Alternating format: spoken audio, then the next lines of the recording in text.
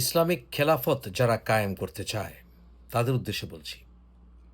চরমনায়ের পীর শফিকুর রহমান জামাতের, হেফাজতে ইসলাম, মামুনুল হক বা যারাই খেলাফত কায়েম করতে চায়, হিজবুত তাওহীদ, যারা, সবার উদ্দেশ্যে আমার এই ভিডিও। একটি চ্যালেঞ্জ। আমাকে সিম্পলি কোরআন এবং সহিহ হাদিস থেকে আমাকে স্পষ্ট, ঘুরিয়ে পেঁচিয়ে কথা বলা যাবে না, স্পষ্ট বোঝাবে, বলে দেবে কিভাবে খলিফা নিযুক্ত হবে, প্রসেসটা কি, স্পষ্ট, একদম স্পষ্ট, প্রক্রিয়াটা কি।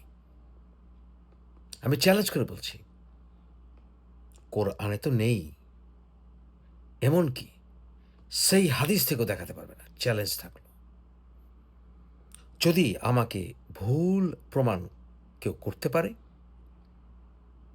তাহলে আমি ইসলামিক খেলাফত বাংলাদেশে কায়েম হোক চাইব। আমাকে দেখাতে হবে কোরআনে আল্লাহ বলেছেন এবং হজরত মোহাম্মদ সাল্লাল্লাহু আলাইহি সাল্লাম বলে গেছেন, সেই হাদিসে মাধ্যমে আমরা জানি, প্রমাণ দেন। আজকের আলোচনায় হাদিসের অথেন্টিসিটি নিয়ে কথা বলবো না।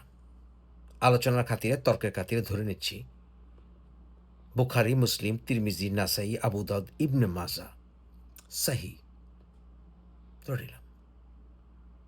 হাতু বুরহানুকুম ইন কুনতুম সাদিকিন, সত্যবাদী হলে প্রমাণ দেন। দেন দেন দেন। পারবেন না, পারবেন না। আমাকে যদি বলেন যে খলিফা রাশিদিন, ওনারা দেখিয়ে গেছেন কিভাবে খলিফা নির্বাচিত হয়, সেটারও কোনো প্রকার ভিত্তি দেখাতে পারবেন না। প্রথমত, যারা খলিফা ছিল বা যারা সাহাবা ছিল, তাদেরকে নিয়ে তর্ক বিতর্ক আছে। কারণ অনেক সাহাবা আরেক সাহাবাকে হত্যা করেছেন, মানতে চান নাই, মানতে চান নাই।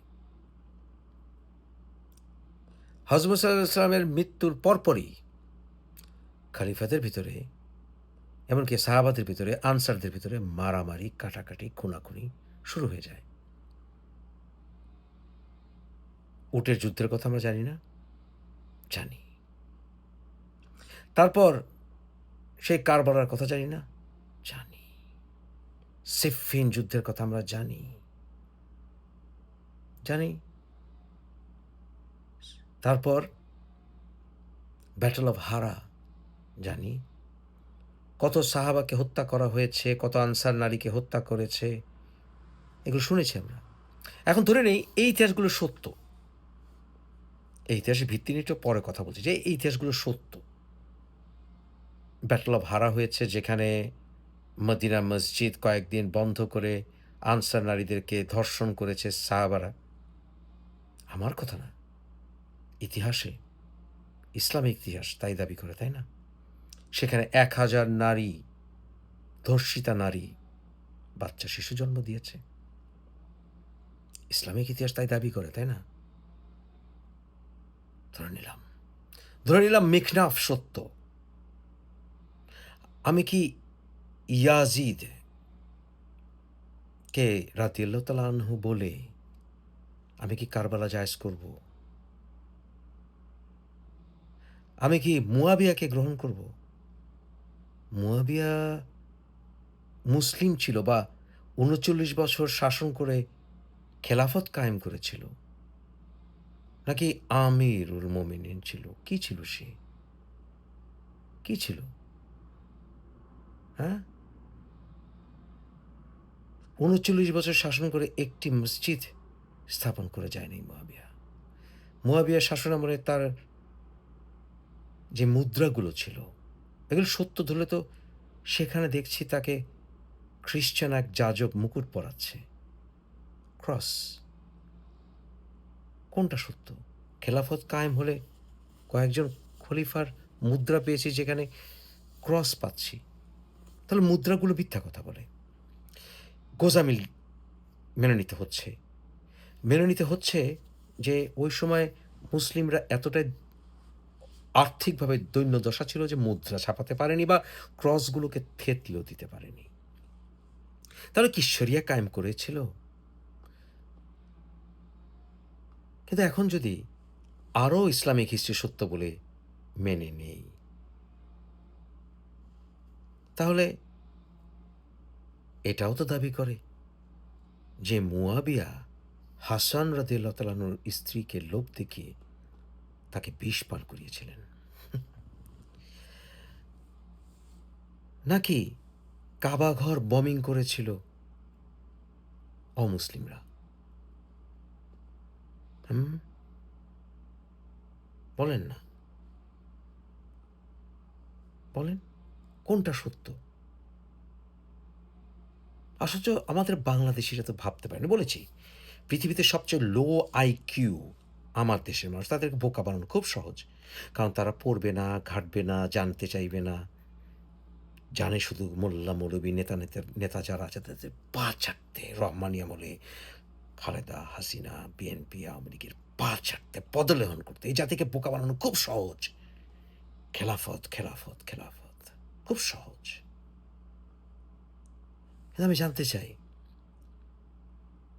এমন কোনো প্রমাণ আছে কি আবু বকর, ওমর, ওসমান রাদিয়াল্লাহু তাআলা আনহু কিভাবে নির্বাচিত হয়েছিল? নির্ভরযোগ্য কোনো তথ্যসূত্র আছে কি?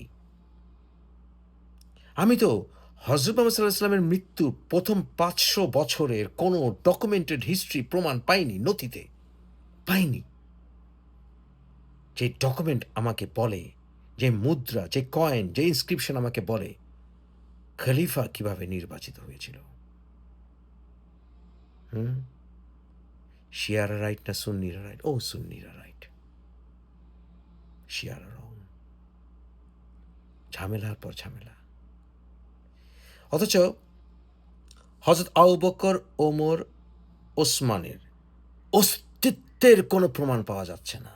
তাদের কোনো কীর্তি, তাদের কোনো আমলের কোনো মসজিদ, কোনো আর্কিটেকচার, কোনো মুদ্রা, কোনো কিছুর কোনো প্রমাণ ইতিহাসে নেই। জিরো। তাদের অস্তিত্বের প্রমাণ নেই। তারা খলিফা কিভাবে নির্বাচিত হয়েছিল তার ডকুমেন্ট পেলেন কোথায়? আমি তো ১১ শতাব্দীর আগে কোনো ডকুমেন্টই খুঁজে পেলাম না। চ্যালেঞ্জগুলি নেবেন মোল্লা মৌলবীরা? ও, ভুলে গিয়েছিলাম। ইসলামিক আইন। আপনি হাদিস, কোরআন, সুন্নাহ মিলিয়ে আপনি ইসলামিক ল কায়েম করতে পারবেন না। কোথা দিয়ে শুরু করব? বলেন না। মুতাবিবাহ হারাম, হিল্লাপুবাহ হারাম। কে হারাম করেছে? আলী রাদিয়াল্লাহু তাআলা হারাম করেছেন। হাদিসের মাধ্যমে সেটা জানেন, তাই না? কোরআন তো হারাম করেনি। এখন যদি এটাকে হালাল করতে চান তাহলে বিপদ। আর হারাম করতে চাইলে সেই হাদিসের অস্তিত্ব ১১ শতাব্দীর আগে আপনি দিতেই পারবেন না। কারণ বুখারীর অস্তিত্ব আমি খুঁজে পাইনি। কোনো ডকুমেন্টে, কোনো এভিডেন্সে, কোনো ইনস্ক্রিপশনে, কোনো লিখায়, কোনো ডকুমেন্টে, কোনো দলিলে, কোনো ম্যানুস্ক্রিপ্টে ১১ শতাব্দীর আগে খুঁজেই পাইনি।